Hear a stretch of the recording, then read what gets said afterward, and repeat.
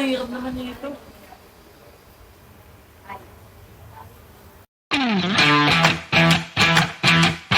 Yan. Ganito mo siya. Nagamit ka ng terminal. Bukod mo na lang. Sa ngalan ng Ama at Anak. Espiritu Santo.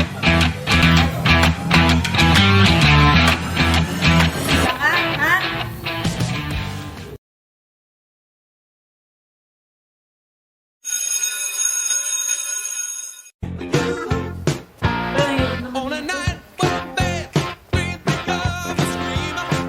When the man's with the dreamer.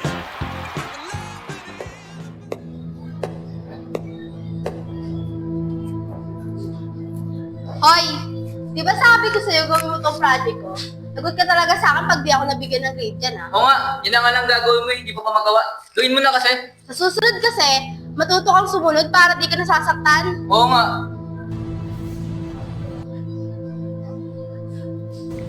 Lunch na kayo.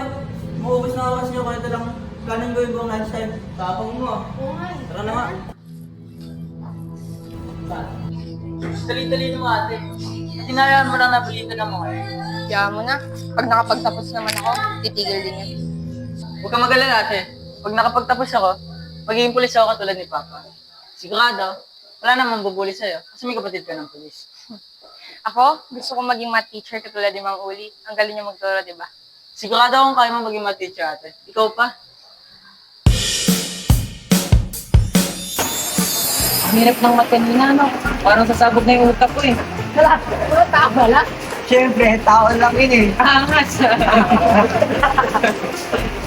Skinny baling, baling, baling, skinny baling, baling, I love you. Sana all pa isi-isi lang alive. Parang ikaw. Ha? Kagaya mo na may ate ka na magtuturo ng mga lesson sa'yo, pagtuloy mo. Tapos yung ate mo pa, maganda. Tinigilan mo ate ko ha. Uy mga friends, sabi namin ko magabi, hindi daw ako mag-aaral, hindi daw kaya eh. Lah, sinigil ka na? Hindi ko alam. Ako nga rin, pag-uwi ko sa bahay, lagi ang dami ko sa mga gawaing bahay. Sila mama, sila papa. Sabi ba, dami gagawin. Kakamiss niya. Uy, pre, masama yan. Uy, bawal yan ah. Mga pre, masama yan, pre. Isa lang naman eh. Hindi mo kalala. Sisip ko kayo. Huwag na, pre. Next time na lang. Ano, tara. Ako po. Teka. Tama ba ito pong bahay na pinuntahan ko? Parang mali eh. Wait, check ko nga. Oh, tama naman. Baka natutulog lang si Liam. Ako po. Diyan ka ba? Uy, ano ba yan? Ay, te, kilala ko niyo ba si Liam?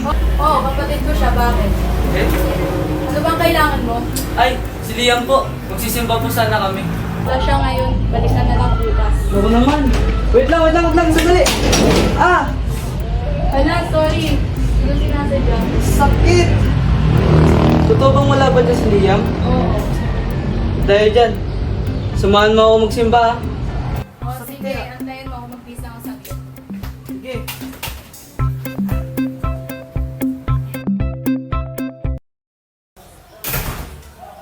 Maika, aalis ka na naman ba? Saan ka na naman pupunta? Hindi, kakawin ko lang. Eh, gano'n saan? Bakit pa ang dami mong tanong? Dami-daming tanong, kala mo yung talaga may pakialam eh.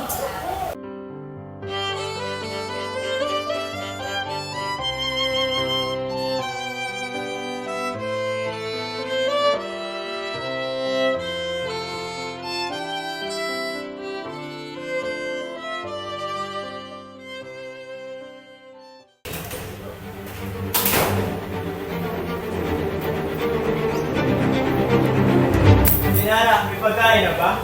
Wala pa, kakawin ko pa lang. Nasasaktan ako. Ay ka na naman sa mga palusot mo eh. Di ba nga sinabi ko sa'yo maghanda ka ng pagkain? Ay na nga lang yung trabaho mo, hindi mo pa magawa. Siguro may iba kang pinagkakabisihan, no? Ma, may problema ba? Wala anak, nag-uusap na kami ng mama mo.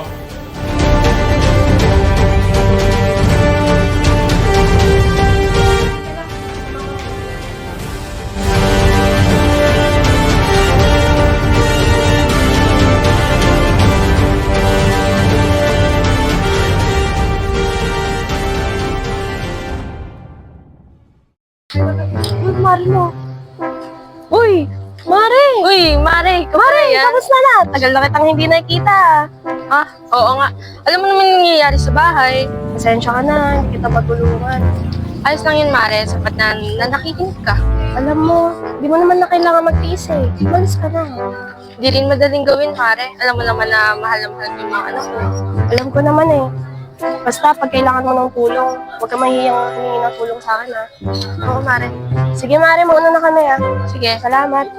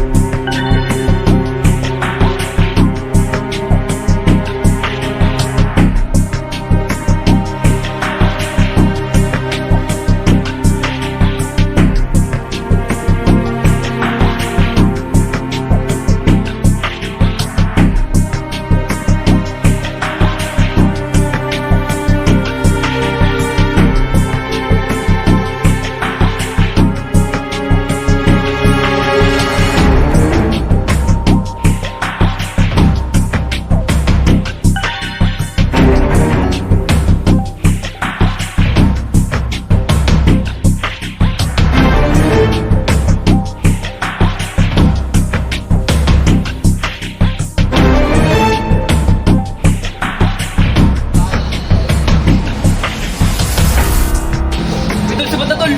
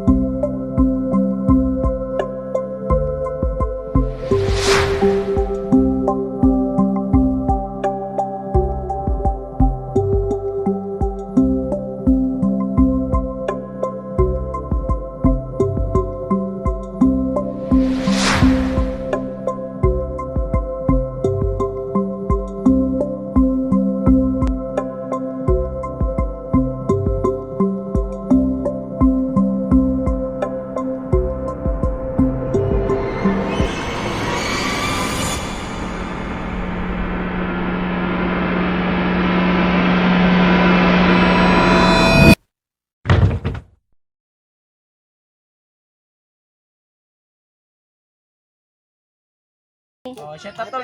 Apelyido, tol. Ubusin nyo naman, tol. Sayang yung bago mo, tol. Ayoko, tira niyo ako. Ako naman. Wait lang, magsi-relax kayo. Mga lasinggerong... Ano? Ikaw, shot ka? Oo. Sige. Bayero ka talaga, tol eh. Mababayero talaga kayo. Tigilan nyo na yan. Baka na, boss. Uy, akin yan, pre. Hindi kilala mo yung mga yan. Hindi baka maano tayo dyan. Tara na, bis.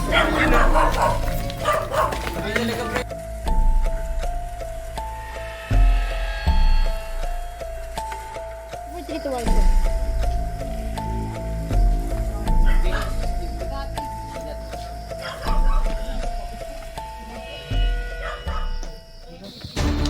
Pulis to! Pulis to!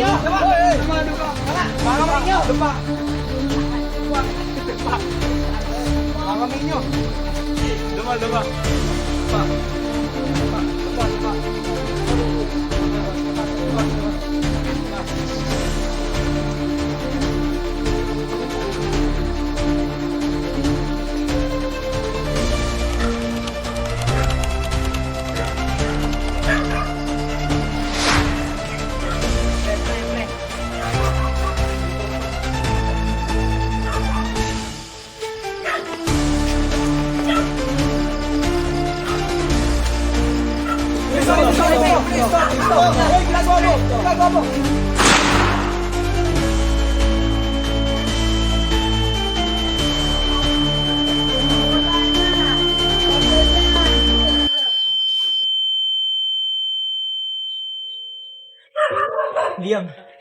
Liam, gumising ka. Liam, ayos ka lang. Uy, uy, gising. Liam, gising. Liam, gising. Liam, gising. Kelly, wag na! Kelly, wag na! Kelly, wag na! Kelly, wag na! Kelly! Kelly!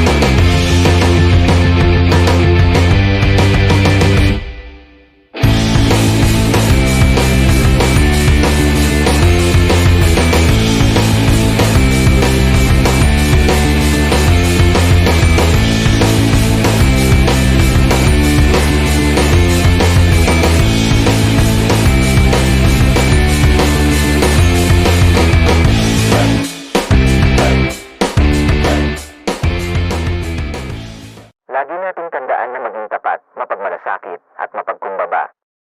Sa kabila ng ating mga pinagdadaanan, huwag pa rin nating kalimutan na maging matatag at manatiling magalang at disiplinado.